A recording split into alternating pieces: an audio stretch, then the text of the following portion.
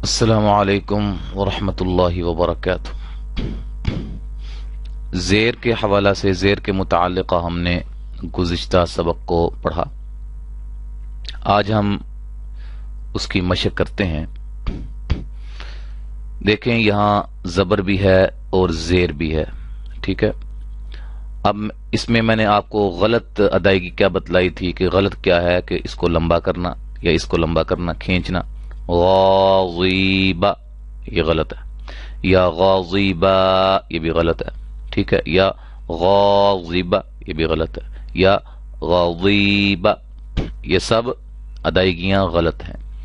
तो हमने ये एक बात ज़हन में रखें हमेशा के लिए, जिस हरफ के ऊपर भी ज़बर, ज़ेर और पेश, इन तीनों हरकत में से कोई भी हरकत आ जाए ना, जिस हरफ पर भी, तो उस हरफ को हम लंबा नहीं करेंगे, ठीक है। जो मर्जी हो जाए, उस हरफ को हमने लंबा नहीं करना, ठीक है जी।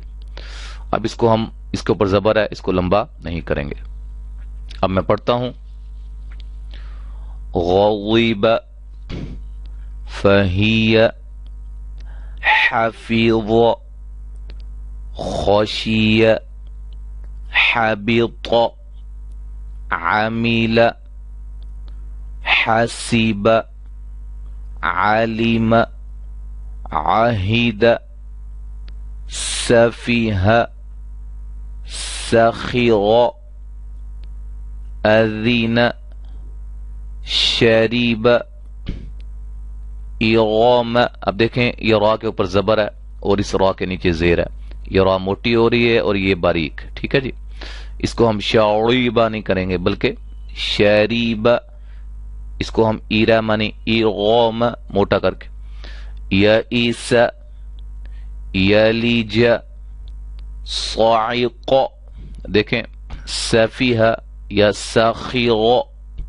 अब सौद है और ये सीन है, सीन की आवाज बारीक होती है, बारीक सीटी वाली होती है, सौद की मोटी सीटी वाली। इसको साइक़ ख़सीग़ लबीस फलक़ी, ठीक है जी।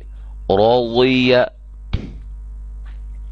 शहीद बरीक़ क़मरी करीह नसिय लाइब वलदी तौफीक़ रहीम। अच्छा जी, अब हम इस पे वक़फ़ के बारे में कुछ समझते हैं। अगर हम इन कलिमात में से किसी एक कलिमा पर वक़फ़ करना चाहते हैं, आखिर में ठहरना चाहते हैं, तो चूंकि ये ज़बर का तो मैं आपको बतला चुका हूं, ज़बर हो तो आपने उसको साकिन कर देना है, ज़बर को ख़त्म कर देना है। इसी तरह ज़ेर का भी यही कायदा है, पेश का भी यही कायदा, यानी कि जिस हरफ के आखिर में, जिस कलिमा के आखिर में, जिस कलिमा के आखिरी हरफ पर ज़बर हो या ज़ेर हो या पेश हो, तो आपने अगर उस पर, उस वक़फ़ कलिमा पर ठहरना है, वक़फ़ करना है, तो आखिरी हरफ को क्या कर देना है, साकिन कर देना है, जज़म लगा देनी है। यानी कि आखिरी हरफ पर क्या करना है, वो हरकत को खत्म करके जज़म लगा देनी है। अब इस पे वक़फ़ क्या होगा, ग़ज़िब, एक चीज गौर करनी है आपने, ग़ज़िब आमिल। अब देखें ये बा, ग़ज़िब ब, ये आमिल, ये आमिल, आमिल आमिल, ये ल ये नहीं हुआ, ये हुआ ग़ज़िब। बा हिला है, बा हिला है, अपनी आवाज उसकी बाद में आई है, इसकी आमिल आवाज नहीं आई। अब ये क्या है, ये कायदा समझने के लिए यहां गौर कीजिए। ये कौफ तो बा जीम दाल, ठीक है जी। ये पेंट में मैंने लिखा है इसलिए वो लिखाई जो है वो इस तरह की, अलबत्ता जरा समझ तो इंशाल्लाह आ जाएगी आपको। कौफ तो बा जीम दाल, ये जो 5 हरूफ है ना, इनको कहते हैं हरूफे कलकला, हरूफे कलकला। अब ये क्या है, यानी कि ये इन हरफ के ऊपर अगर जज़म आ जाए, इन हरूफ के ऊपर अगर जज़म हो, यानी कि ये हरफ अगर साकिन हो, तो تو ان کو ہلا کر پڑھنا ہے، ان کے اندر جنبش پیدا ہونی چاہیے، ہل جانے چاہیے، ان کی آواز آخر میں آنی چاہیے۔ دیکھیں مثلا میں شروع میں یہ لگا دیتا ہوں حمزہ، یہ اضافی ہے، ٹھیک ہے، یہ نہیں ہے حروف قلقلہ۔ اب یہ کیا ہوگا؟ اقو، اقو، اقو۔ اب اگر میں یہ میم ہے، میم کے شروع میں لگاتا ہوں یہی چیز، تو یہ ام نہیں ہوگا، ام، ام، ام، ٹھیک ہے۔ یہ اقو، قو، یہ آواز جو آ رہی ہے یہ حروف قلقلہ کی وجہ سے ہے، یہ حروف قلقلہ ہیں۔ یہ 5 حروف ازبر کر لیں، ذہن میں بٹھا لیں۔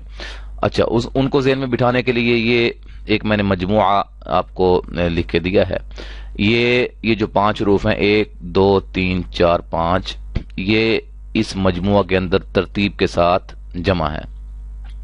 قوف ہے، قو ہے، با ہے، جیم ہے اور دال ہے، ٹھیک ہے جی۔ اس کو ہم کہتے ہیں قطب جدین۔ یہ مجموعہ اگر آپ کو یاد رہے گا تو انشاءاللہ ساری زندگی آپ حروف قلقلہ کی غلطی نہیں کریں گے، اور آپ کو پتا ہوگا کہ حروف قلقلہ کون کون سے ہیں، ٹھیک ہے جی۔ اب ہم اپنے سبق کی طرف آتے ہیں۔ اب دیکھیں یہ نون حروف قلقلہ میں سے نہیں ہے، اب اس کو ہم اذین نہیں، یہ غلط ہوگا، اذین۔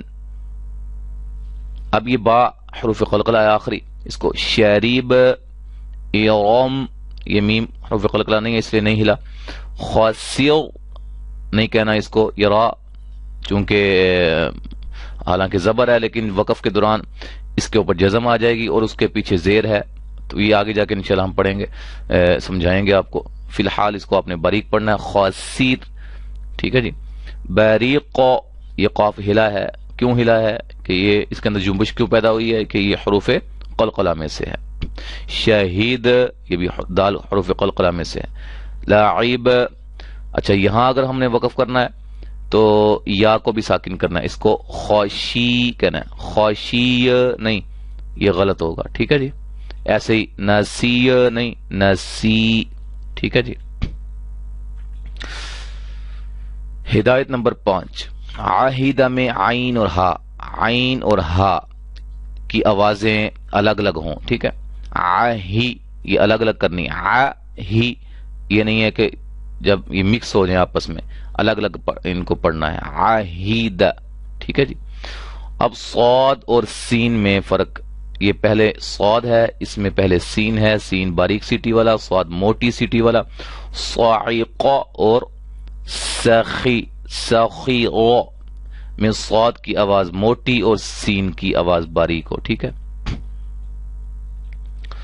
اچھا ہدایت نمبر 7، وقف کا طریقہ بھی بتائیں کہ جس کلمہ کے آخر میں زیر ہو، ٹھیک ہے، یہ میں نے آپ کو بتلا دیا ہے۔ تو یہاں تک الحمدللہ ہم نے زیر کا جو ہے وہ زیر کے متعلقہ بھی سبق پڑھ لیا ہے۔ دیکھیں آہستہ آہستہ ہم الحمدللہ اللہ کی توفیق کے ساتھ آگے کی طرف جا رہے ہیں، اور مجھے بہت امید ہے کہ آپ کو بہت فائدہ ہو رہا ہے، آپ کے الفاظ کافی حد تک بہتر ہو رہے ہیں اور مزید ہوں گے انشاءاللہ، اگر آپ اسی طرح دل لگا کے اپنے تمام کاموں کو چھوڑ کے صرف اور صرف قرآن مجید کو سیکھنے کی طرف توجہ کریں گے تو انشاءاللہ جو ہے نا وہ بہت بہتری آئے گی۔ دنیا کے کام تو ہوتے رہتے ہیں، جو جابز ہیں وغیرہ، نوکریاں ہیں، وہ تو آپ کریں گے انشاءاللہ۔ جب آپ کو ٹائم ملتا ہے، آپ فارغ ہوتے ہیں، تو آپ یہ ویڈیوز جو ہیں اس کو دیکھیں، اس کو بار بار سنیں، اس کی طرح پڑھنے کی کوشش کریں، انشاءاللہ بہت فائدہ ہوگا۔ اور ہمارے جو مقصد ہے ہمارا ان گروپس بنانے کا، تو وہ انشاءاللہ پورا ہو جائے گا۔ اللہ تعالی ہماری محنتوں کو اپنی بارگاہ میں قبول و منظور فرمائے۔ السلام علیکم ورحمۃ اللہ وبرکاتہ۔